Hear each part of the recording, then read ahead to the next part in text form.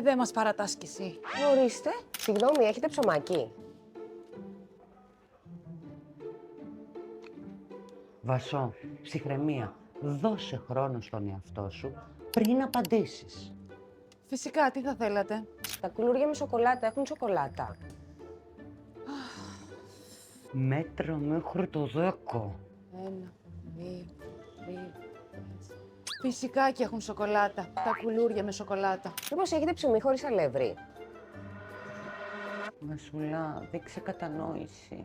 Δεν μας παρατάσκει εσύ. Ορίστε.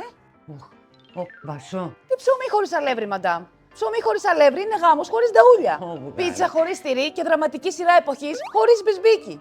Άισιχτήρ. Όχι, μωρή, αησυχτήρι, όχι. Μωρή, Βασό! Θες μήπως να κατέβεις εσύ να εξυπηρετήσεις? Εγώ δεν είμαι εδώ.